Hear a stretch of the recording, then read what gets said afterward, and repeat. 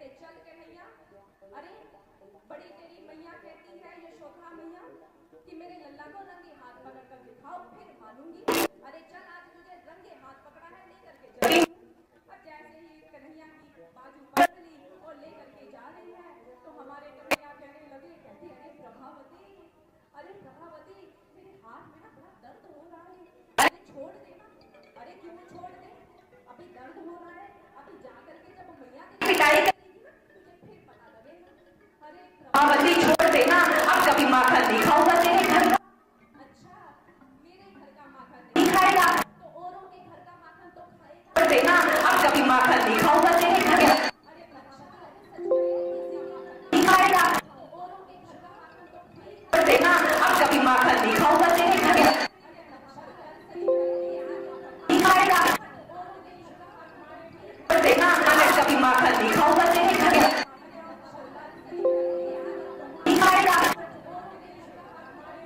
देखना मैं कभी माखन नहीं खाऊंगा तेरे घर का।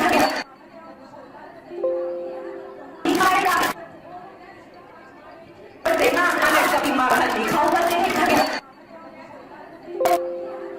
घर का। देखना मैं कभी माखन नहीं खाऊंगा तेरे घर का।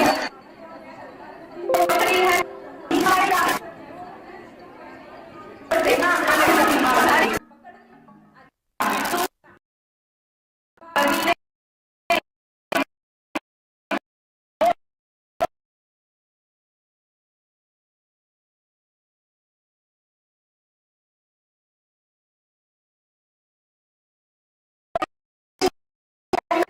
हाथ में पकड़ा दिया। कन्हैया तो 9 तो 11 हो गए और प्रभावती आगे करके जा रही है। अब जैसे ही द्वार पर पहुंची कहने लगी अरे नंदरानी जी, अरे ओ नंदरानी जी, अरे बाहर आओ। लल्ला है कभी चोरी नहीं करता। अरे देख तेरे लल्ला को रंगे हाथ पकड़ कर लाई हूँ। अब जैसे ही पकड़ा हुआ है देख पकड़ कर लाई हूँ। यशोदा मैया बाहर आई, अरे प्रभावती तू कितना चिल्लाती है, देख तुम कहती है ना पकड़ कर ला तो देख मैं पकड़ कर लाई हूँ। अब प्रभावती ने तो घूंघट किया हुआ था, उसे कुछ नहीं पता था कि किसका हाथ पकड़ा है। तो जैसे ही अब नंदरानी जी ने देखा घूंघट किया है, इसे पता तो कुछ है नहीं। अब जैसे ही घूंघट को उठाया तो जैसे ही प्रभावती ने देखा, अब देखा हैरान हो गई क्योंकि हाथ किसका था, कन्हैया भगवान का नहीं उसके अपने ही पुत्र का था। अब क्रोधित हो जाती है, कन्हैया ने धोखा दे दिया, दुखी क्रोधित होकर के अपने ही पुत्र की पिटाई कर दी। और जय श्री कृष्ण, जय श्री कृष्ण। और इस प्रकार से हमारे प्रभु अब ऐसी लीला की। किंतु प्रभु प्रेमियों भगवान की यह लीलाएं जो हमें आनंद देती है, लेकिन आनंद के साथ साथ वो प्रेरणा है। भगवान श्री कृष्ण और संसार के भीतर लोग कहते हैं अरे वो कैसे भगवान है जो चोरी करते थे। लेकिन सर्वप्रथम आपको बताना चाहिए भगवान कोई चोरी नहीं करते थे। अरे वो गोपियां को निमंत्रण देती थी कि हे प्रभु आप हमारे घर में आइए, प्रभु माखन का भोग लगाइए। वो तो स्वयं प्रतीक्षा करती थी कि प्रभु कब आएंगे और इस माखन का भोग लगाएंगे। और हमारे प्रभु जो भरे हुए मटके फोड़ देते हैं वो समझाते हैं। आप देखिए संसार के भीतर अगर हमें सामने से कोई खाली मटका कोई सामने से लेकर आता हुआ दिखाई दे तो संसार के भीतर उसे अपशकुन माना जाता है। लेकिन हमारे कन्हैया भगवान उन्हें भरे हुए मटके पसंद नहीं, वो उन्हें तोड़ देते हैं। वो समझा रहे हैं कि इंसान मुझे पाना है तो मुझे भरे हृदय विकारों से भरे हृदय नहीं चाहिए। अपने हृदय को खाली कर लो। निर्मल मन जो सो मोहे पावा, मोहे कपट छल छिद्र न भावा। मुझे तो शुद्ध हृदय वाले ही प्राप्त कर सकते हैं। और इसी के साथ साथ हमारे कन्हैया माखन भी क्यों चुराती है। ये माखन जो है ये दूध का सार तत्व है। और हमारे प्रभु समझा रहे हैं कि जो हमारे प्रभु जो सार तत्व को ग्रहण करते हैं लेकिन छाछ का त्याग कर दिया, वो समझाते हैं कि मानव इस संसार में आकर के माखन रूपी सार तत्व को ग्रहण करो। वो सार तत्व, माखन रूपी सार तत्व को ईश्वर, उस ईश्वर को धारण करो। और जो छाछ रूपी माया है,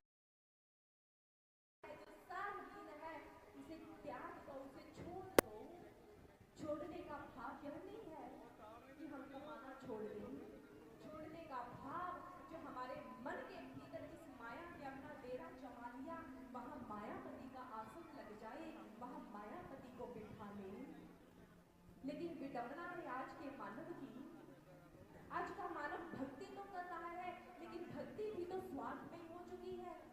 भक्ति भी तो देखा देखी की हो चुकी है। हम कहते हैं भक्ति स्वार्थ में कैसी है। एक बजा मंदिर किया, घंटी बजाई, पंडित जी ने कहा, कहती अरे टीपू बेटा, अरे मंदिर में आए हो, आगे तो कभी नहीं आते, बड़ा तिलक लगाया है, पूजा कर रहे हो, क्या हुआ?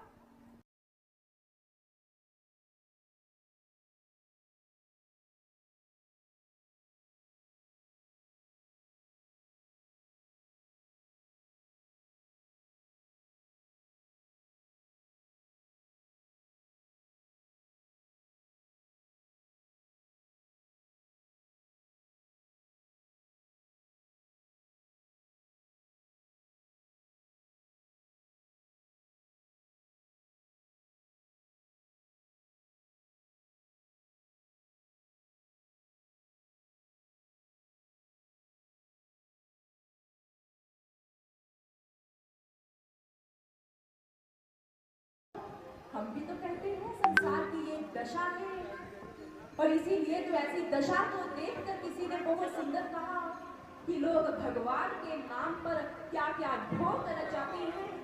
लोग भगवान के नाम पर क्या क्या ढोंग रचाते हैं। जो सबको देने वाला है, हम उसको रिश्वत देते हैं, हम उसको रिश्वत देते हैं। रिश्वत ही तो दे रही है कि प्रभु ये काम कर दो तो इतने का प्रसाद चढ़ाऊंगा। ये रिश्वत ही तो है, ये कोई प्रेम भाव थोड़े ही है। भक्ति देखा देखी की हो चुकी है। फला व्यक्ति ने इतने उपवास, इतनी भक्ति कर ली, चलो हम भी कर लेते हैं। वो प्रतिदिन तीर्थ यात्रा करता है, चलो हम भी वहां जाते हैं। देखा देखी भक्ति। लेकिन भक्तों ने, महापुरुषों ने कहा कि देखा देखी भक्ति का कभू न चढ़सी रंग, विपत्ति याद जो छाड़ सी जो केचुली भुजंग। तो कहते हैं मानव देखा देखी भक्ति का रंग कभी चढ़ नहीं सकता। आप भक्ति कर रहे हो तो आपकी भक्ति बिल्कुल वैसी है जैसे एक सर्प है, सांप है, विपत्ति आने पर अपनी केंचुली का परित्याग कर देता है। तो इंसान भी विपत्ति आने पर भक्ति को छोड़ देता है। वो भी कहता है भगवान ने ऐसा कर दिया, वैसा कर दिया, छोड़ देता है। ईश्वर पत्थर का हो गया, कहाँ गई आपकी भक्ति? इसीलिए कहा कि इंसान उस ईश्वर को अपने भीतर जान लीजिए। जानने के पश्चात सभी भ्रम समाप्त हो जाएंगे। और प्रभु प्रेमियों, ऐसी भक्ति आज के समाज की, आज के मानव की ओर देखें। जैसा समाज के भीतर हम जीवन देख रहे हैं, संसार के भीतर इंसान पाश्चात्य संस्कृति के भीतर ही स्वयं को ढालता हुआ नजर आ रहा है। अपनी भारतीय संस्कृति का परित्याग कर, उसे छोड़कर पश्चिम जाने के भीतर रमता हुआ नजर आ रहा है। हम जैसा फिल्म के, जैसा टीवी के भीतर जैसा देखते हैं, वैसा ही ऐसे अपने आचरण में ढाल देते हैं। और ऐसे दशा को देखकर किसी ने बहुत सुंदर कहा, कहते कपड़े हो गए छोटे, लाज कहाँ से आई, रोटी हो गई ब्रांड, ताकत कहाँ से आई, फूल हो गए प्लास्टिक के, खुशबू कहाँ से आई, चेहरा हो गया मेकअप का, रूप कहाँ से आई, शिक्षक हो गए ट्यूशन के, विद्या कहाँ से आई, भोजन हो गए होटल के, तंदुरुस्ती कहाँ से आई, प्रोग्राम हो गए केवल के, संस्कार कहाँ से आए, आदमी हो गए पैसे के, दया कहाँ से आई, आदमी हो गए पैसे के, दया कहाँ से आई, ताले हो गए पासवर्ड, सेफ्टी कहाँ से आई, ताले हो गए पासवर्ड, सेफ्टी कहाँ से आई, रिश्ते हो गए व्हाट्सएप पे, मिलने कहाँ से आए, और भक्त हो गए स्वार्थी, भगवान कहाँ से आए, फिर भगवान कहाँ से आए। तो कैसे आए भगवान अगर भक्ति ही स्वार्थ में बन चुकी है? इसीलिए प्रभु प्रेमियों, स्वार्थ में भक्ति नहीं, भाव में भक्ति करनी है, उसे जानना है। और जब जब इस धरा के ऊपर इंसान स्वार्थ में बन जाता है, जब ऐसा परिस्थितियां बन जाती है, मानव दानव बन जाता है, तो वो भगवान इस धरा पर हर युग में अवतरित होते हैं। द्वापर युग की ऐसी ही परिस्थितियां थी, ऐसी परिस्थितियां थी जब इस धरा के ऊपर जो कंस है अपना पाप अत्याचार उसका बढ़ता जा रहा था। कंस इतना अधर्मी है, ऐसा अधर्मी शासक है जो भोज वंश के ऊपर कलंक है, भोज वंश के ऊपर ऐसा कलंक है जो सभी भक्तों को, ऋषि मुनियों को मृत्यु के घाट उतारता जा रहा है, जिसने सबको कह दिया, अपने सैनिकों को आदेश दे दिया कि जाओ जाओ, जितने भी यज्ञ चल रहे हैं उन यज्ञ के भीतर जो अग्नि जल रही है उसे ध्वंस कर दो। अरे जाओ, चहु और क्रंदन ही क्रंदन मुझे सुनाई दे, चहु और रुद्र ही रुद्र हो। और सभी आज त्राही त्राही कर रही है, धरती मां त्राही त्राही कर रही है। और जब समाज की, ये केवल उस समय की परिस्थितियां नहीं है, ये आज के समाज की भी तो परिस्थितियां हैं। और जब समाज की ऐसी परिस्थितियां बन जाती है तो भगवान श्री कृष्ण जो गीता के भीतर, श्रीमद् भगवद गीता के अंदर उद्घोष करते हैं कि हे पार्थ, यदा यदा हि धर्मस्य ग्लानिर्भवति भारत अभ्युत्थानं धर्मस्य तदात्मानं सृजाम्यहं परित्राणाय साधूनां विनाशाय च दुष्कृतां धर्म संस्थापनार्थाय संभवामि युगे युगे, संभवामि युगे युगे।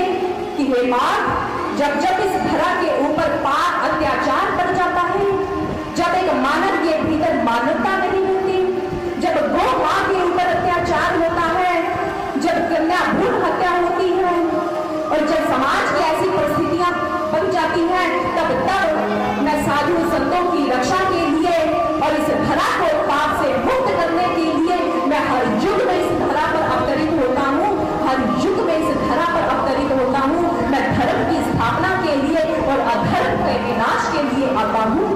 भगवान श्री कृष्ण जो स्वयं उद्घोष कर रहे हैं, तो श्रीमद् कहते हैं, श्रीमद् भागवत महापुराण के अंदर राजा परीक्षित जी ऐसे अवतार तत्व की कथा सुना रहे हैं। वेदा व्यास जी वो स्वयं कहते हैं कि भगवान इस धरा पर क्यों आते हैं। भगवान इस धरा पर इसलिए नहीं आते कि लोग मेरी आरती करें, लोग मेरी जय जयकार करें, मेरी पूजा करें। वो अपनी जय जयकार करवाने के लिए भगवान ही इस धरती पर आते हैं। वो आते हैं एक मानव को मानव बनाने के लिए, वो आते हैं एक इंसान को इंसान बनाने के लिए। क्योंकि सूर्य की गुण धर्मिता होती है उष्णता, चांद की गुण धर्मिता होती है शीतलता, और एक मानव की गुण धर्मिता होती है मानवता। लेकिन जब मानव दानव बन जाता है और उस समय ऐसे जब समाज की स्थिति बन जाए तो वो ईश्वर इस धरा पर अवतरित हो जाते हैं।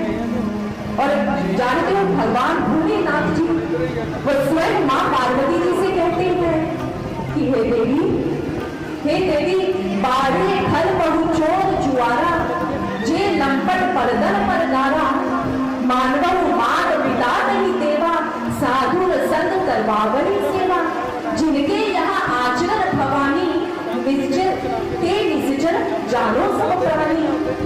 भगवान भोलेनाथ जी कह रहे हैं कि हे देवी, जानती हो कितना सुंदर कहा कि बाड़े घर बहु चोर जुआरा, जे लंपट परदन पर गारा।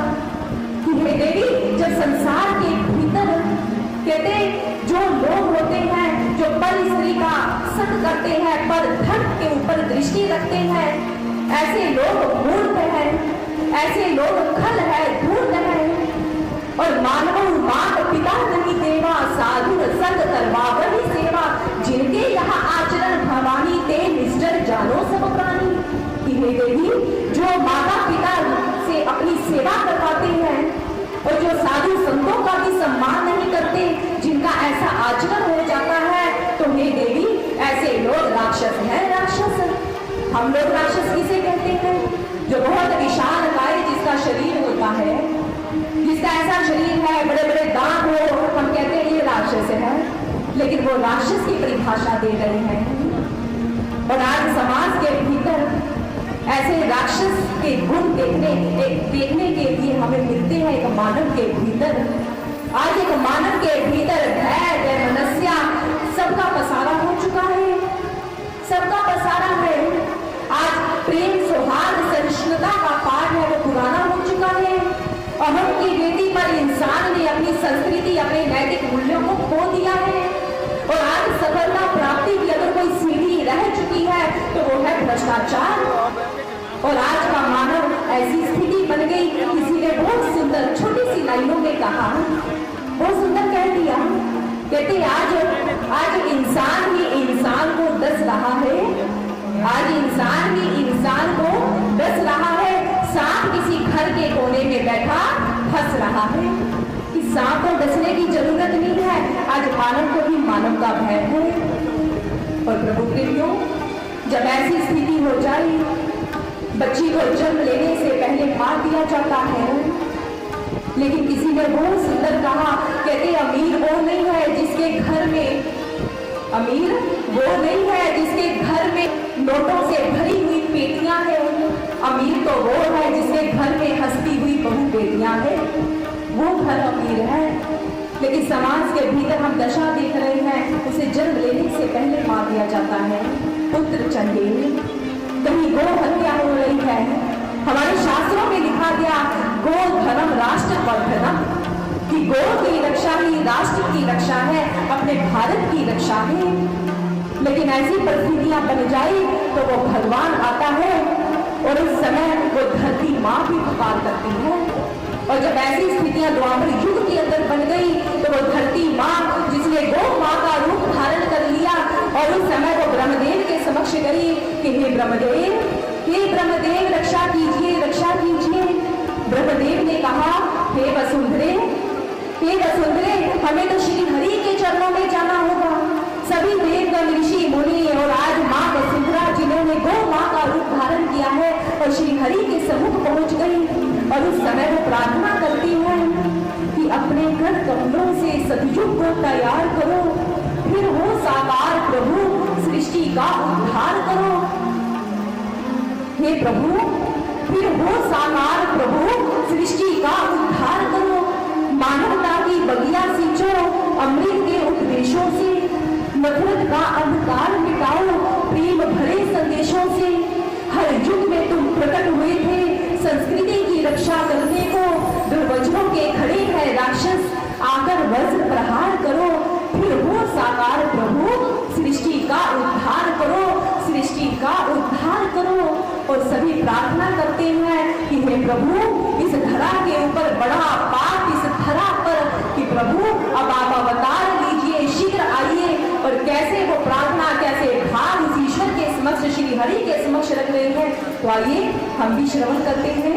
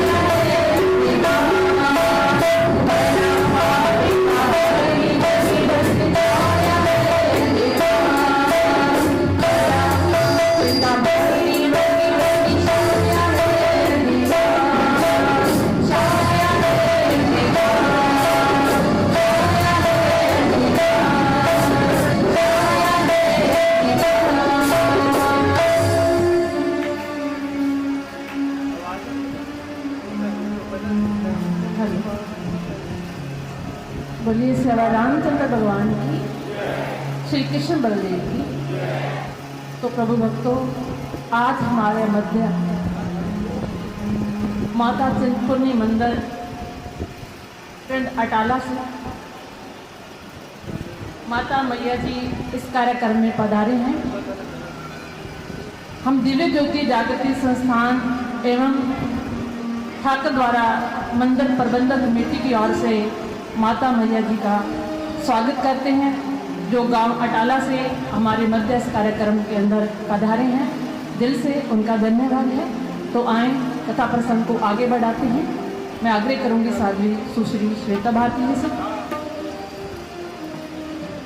और इस प्रकार से जब इस धरा के ऊपर इतना पाप बढ़ जाए तो भगवान कहते मैं आता हूँ। और आज सभी प्रार्थना कर रही है कि हे श्री हरि, आप आइए, अवतार लीजिए, आप कब आओगे। तो उस क्षण भगवान श्री कृष्ण कहते हैं, जो भगवान श्री हरि के रूप में है, और भगवान श्री हरि कहने लगे कि तुम चिंता मत करो हे वसुंधरे, हे वसुंधरे, तुम चिंता तनिक भी मत करो। मैं इस धरा को पाप से मुक्त करने के लिए शीघ्र ही अवतरित होने वाला हूँ, शीघ्र ही अवतरित होने वाला हूँ। बस तुम मेरे आने की तैयारियां करो, सभी तैयार हो जाओ। और उधर क्या होता है, सभी प्रसन्न हो जाते हैं, सभी को आश्वासन करते दिया। और दूसरी ओर ऐसी परिस्थितियां बनती जा रही हैं जहां वो जिसका आनंद बढ़ता जा रहा है, लेकिन वो समय आता है, समय ने करवट ली। तो आज कंस अपनी बहन देवकी का विवाह करता है। देवकी जी का विवाह है वसुदेव जी के साथ संपन्न हो जाता है। अब जैसे ही विवाह हुआ और देवकी जी जैसे ही ससुराल जाने के लिए रथ के ऊपर बैठे, तो उस क्षण जैसे ही साथी ने बलवा को थामा, तो उस समय कंस आगे आ गया, कहने लगा, अरे साथी, अरे इस रथ से नीचे उतरो, आज हम इस रथ की बात स्वयं संभालेंगे, इसका सारथित्व आज हम स्वयं संभालेंगे, ताकि ये सारी दुनिया भी देख ले कि ये कंस अपनी बहन से कितना प्रेम करता है, कितना प्रेम करता है। अब जैसे ही कंस ने बात को संभाली, तो तत्क्षण ही उसी क्षण कहते हैं जोर से आज आकाशवाणी होती है, और आकाशवाणी होने लगती है, और उसी समय बिजलियां गड़गड़ाने लग गई। अभी बड़का को थामा नहीं था कि सारे जैसे कि बड़का को थामा था, कहते हैं जब बिजली गड़गड़ा रही होती है तो अश्वों के जो पांव है वो धरा से ऊपर उठ जाते हैं, और अश्वों ने हिलाना शुरू कर दिया। सभी देख रहे हैं कि ये क्या हो रहा है, ये क्या हो रहा है। अश्वों की ऐसी आवाज है और सभी देखकर भयभीत हो रहे हैं। और उस क्षण जब बिजली का जोरदार स्वर गूंजा, तो उस जोरदार स्वर के भीतर आकाशवाणी होती है कि हे मूर्ख कंस, अरे जिस बहन का भाई तू बन करके उसे ससुराल में छोड़ने जा रहा है, अरे उसी बेटी की आखिरी संतान तेरा काल होगी, तेरा काल होगी और तेरा काल होगी। अब जैसे कि आकाशवाणी संपन्न होती है, तो उस क्षण वो घबरा जाता है, वो इधर उधर देखता है ये सब क्या था, जो इतने बादल एकदम से छा गए, लेकिन अब सब कुछ साफ हो गया। सभी देख रहे हैं। और उस क्षण कहते हैं कंस ने अपनी खड़ग निकाली, म्यान से खड़ग निकालता है, और जैसे ही देवकी का वध करने के लिए उद्यत हुआ, तो उनके क्षण आज वसुदेव जी आगे आ गए, कहने लगे, हे महाराज, अरे ये आप क्या कर रहे हो, अरे देवकी का वध करना उचित नहीं है, अरे भय तो आपको देवकी की आखिरी संतान से है, देवकी से नहीं। तो उसी क्षण कंस को बात ठीक लगी और उन्हें जीवन दान दे दिया।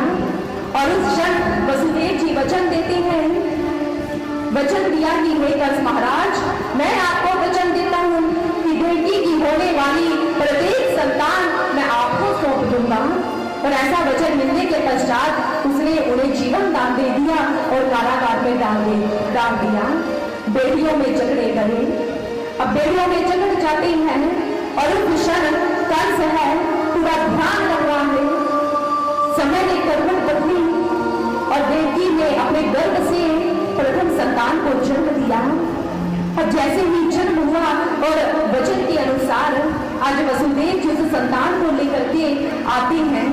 अब जैसे ही कंस के पास आए, कंस के हाथों में सौंपा, तो कंस ने प्रथम संतान को दिया तो कुछ हृदय था द्रवित हो जाता,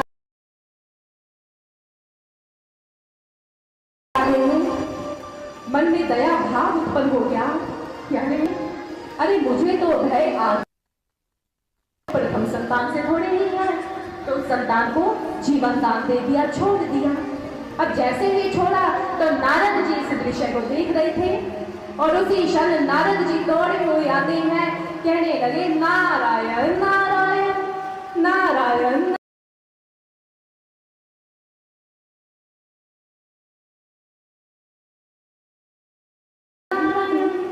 अब जैसे ही नारायण जी आए, नारायण का जाप करते हुए तो हमारे जो कहने लगे, कहते हे कंस महाराज जी, अरे आपके इस कार्य को देखकर लगता है कि आपने आकाशवाणी कुछ ध्यान से नहीं सुनी। तो कंस ने कहा, कहते नारद जी मैंने तो ध्यान से सुनी है, लेकिन लगता है आपने ध्यान से नहीं सुनी। अरे आकाशवाणी में यही हुई थी, यही आकाशवाणी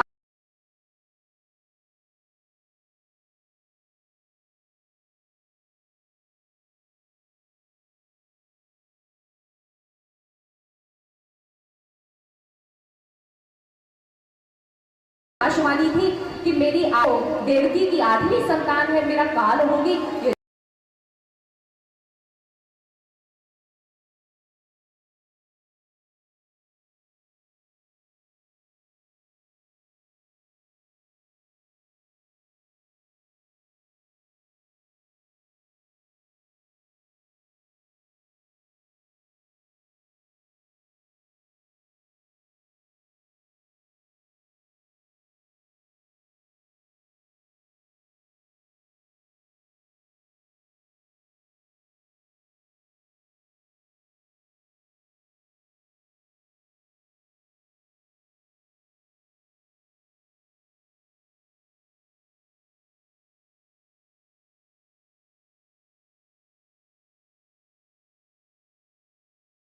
पहली भी आखिरी भी हो सकती है और आखिरी संतान प्रथम भी हो सकती है। नारायण नारायण। अब जैसे ही कहा, कहते आप क्या कहना चाहते हो नारद जी? नारायण नारायण। अरे अब तो तुम समझ ही गए होगे, इतने भोले तो तुम हो नहीं। अब नारद जी अपना काम करके चले गए। कंस को समझते देर ना लगी कि कहीं ये 8वीं संतान ने ही तो जन्म नहीं ले लिया। और उसी क्षण कहते हैं वध पे वध करता जा रहा है। लेकिन कहते जब वो एक के बाद 6 संतानों का वध कर देता है, लेकिन उस क्षण कुछ लोग हैं जो बहुत सारे समाज के भीतर लोग कहते हैं, नारद जी की आलोचना करते हैं कि नारद जी को ऐसा नहीं करना चाहिए था, कि उन्होंने ऐसा क्यों कहा। अगर वो ऐसा ना कहते तो कंस उस प्रथम संतान को कभी भी मृत्यु के घाट ना उतारता।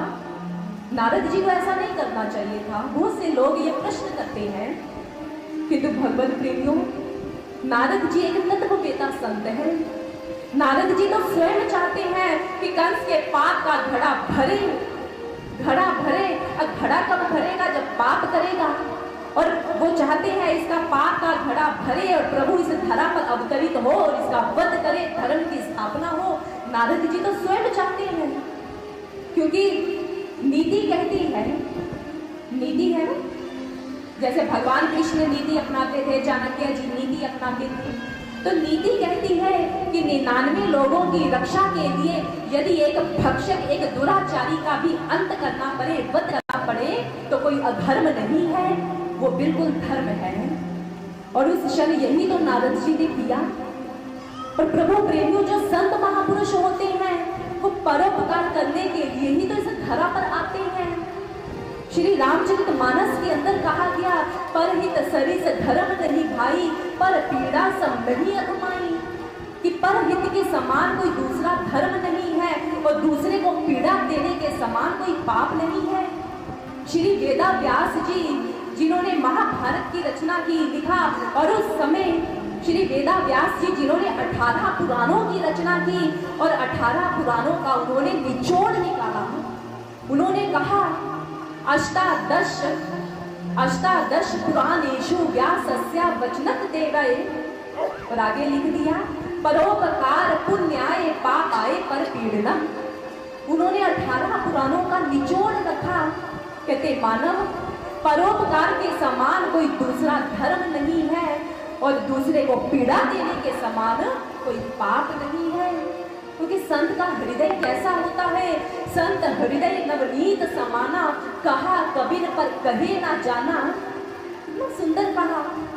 कहते संत हृदय नवनीत समाना, कहा कबीर पर कहे ना जाना। निज परताप द्रहे नवनीता, पर दुख द्रहे संत सुपुनीता। हमारे शास्त्रों में कहा गया, कहते जो संत का हृदय होता है वो माखन के समान होता है। माखन को पिघलने में समय लग सकता है, किंतु संत का हृदय इतना कोमल होता है। वो तो परोपकार के लिए आते हैं, जब पीड़ा को देखते हैं उनका तो हृदय ऐसे ही पिघल जाता है। तो प्रभु प्रेमियों, इसीलिए कहा कि इंसान अपने जीवन में परोपकार की भावना को जन्म दे दो। हमें नारद जी समझा रहे हैं अपने चरित्र के द्वारा। ईश्वर चंद्र विद्यासागर जी हुए, कहते हैं जब वो छोटे बच्चे थे, स्कूल में जाते थे, तो माँ ने, जब सर्दी की ऋतु थी, माँ ने उन्हें मोटे कपड़े पहनाए और ऊपर एक कोट पहना दिया। और जब कोट मोटा पहनाया, स्कूल में जा रहे थे, पुल के ऊपर से जा रहे थे, तो ईश्वर चंद्र विद्यासागर जी ने एक बच्चे के रोने की आवाज सुनी और तत्क्षण ही उस पुल से नीचे आते हैं और देखा एक माँ की गोद में एक नवजात शिशु है, रो रहा है, सर्दी के कारण ठिठुर रहा है। तो उस क्षण वो अपना कोट उतारते हैं और उस क्षण उस बच्चे के ऊपर डाल देते हैं ताकि सर्दी से इसका बचाव हो सके। और जब स्कूल जाते हैं, अपनी पढ़ाई पूरी की, घर आए, माँ ने पूछा ईश्वर चंद्र विद्यासागर जी से कि बेटा तुम्हारा कोट कहाँ गया? तो उन्होंने कहा, कहते सारी घटना सुना दी। जब घटना सुनाई तो माँ को इतना क्रोध आया कि इतना महंगा कोट था, तूने उस राह चलती उस महिला के बच्चे के ऊपर डाल दिया, खूब पिटाई कर दी। और कहा, कहते बोल अब ऐसी गलती करेगा कभी? अब करेगा?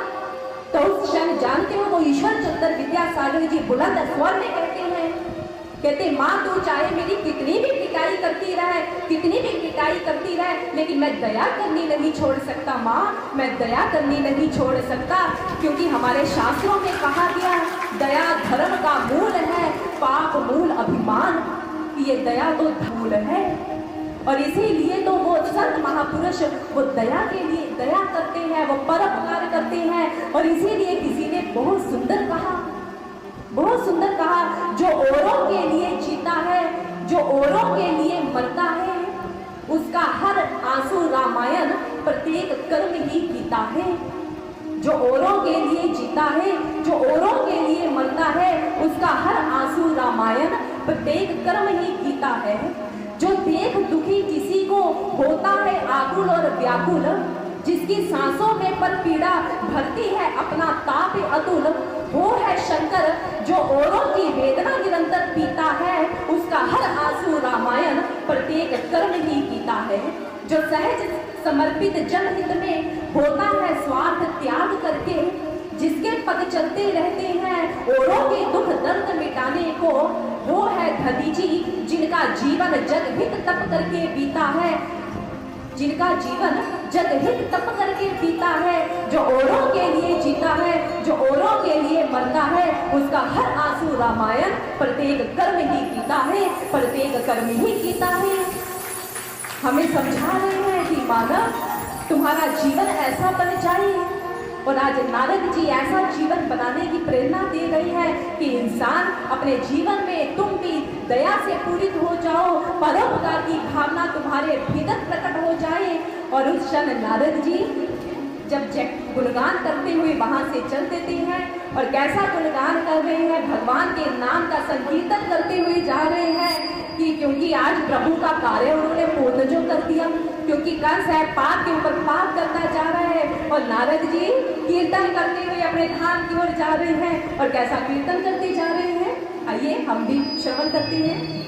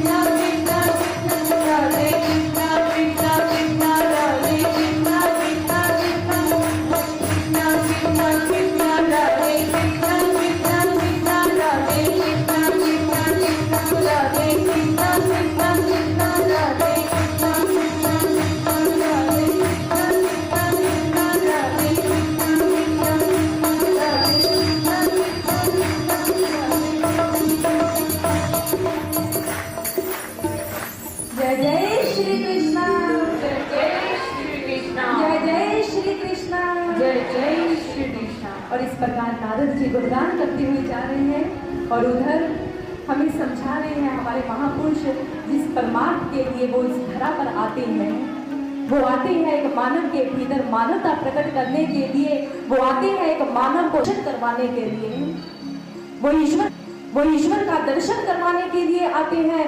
वो सत्ता इस धरा पर आती है, वो निराकार से साकार रूप धारण कर लेती है और प्रभु प्रेमियों वो साकार रूप धारण करती है जिसे सद्गुरु कहा जाता है, सद्गुरु। और हमने कल के कथा प्रसंग के माध्यम से पिछले 2 दिनों से हम श्रवण कर रहे हैं कि वो ईश्वर जो देखने का विषय है, वो संत महापुरुष हमारे जीवन में आते हैं। वो केवल ईश्वर की बातें नहीं करते, वो दिखाने का सामर्थ्य रखते हैं, वो दिखा देते हैं। और भगवान कृष्ण कहते हैं कि मुझे देखना है तो वो दृष्टि चाहिए। संत दादू दयाल जी कहते हैं कि दादू नैन ना देखे नैन को अंतर भी कछु नहीं, दादू नैन ना देखे नैन को अंतर भी कछु नहीं, सतगुरु दर्पण कर दिया अरस परस मिल माही। उन्होंने कितना सुंदर कहा कि हमारी ये 2 आंखें हैं, नैन ना देखे नैन को। अब हमारी एक आंख दूसरी आंख को क्या देख सकती है? हाँ जी बताइए, देख सकती है एक आंख दूसरी आंख को? नहीं देख सकती। अगर हम देखना चाहे तो कैसे देखेंगे? दर्पण के द्वारा, शीशे के द्वारा। और संत दादू दयाल जी समझाते हैं, कहते हैं इसी प्रकार से इंसान यदि ईश्वर को भी देखना है तो वो ब्रह्म ज्ञान रूपी दर्पण चाहिए जिसके भीतर आप उस ईश्वर का दीदार कर सको, उस ईश्वर को देख सको। और प्रभु प्रेमियों जानते हो वो सद्गुरु जिसकी जो हमें सत्या का दर्शन करवाते, क्योंकि आज मानव उस ईश्वर की खोज तो कर रहा है, कभी कहीं, लेकिन हमारे महापुरुषों ने कहा कि कोई दौड़े द्वारिका, कोई काशी जाए, कोई मथुरा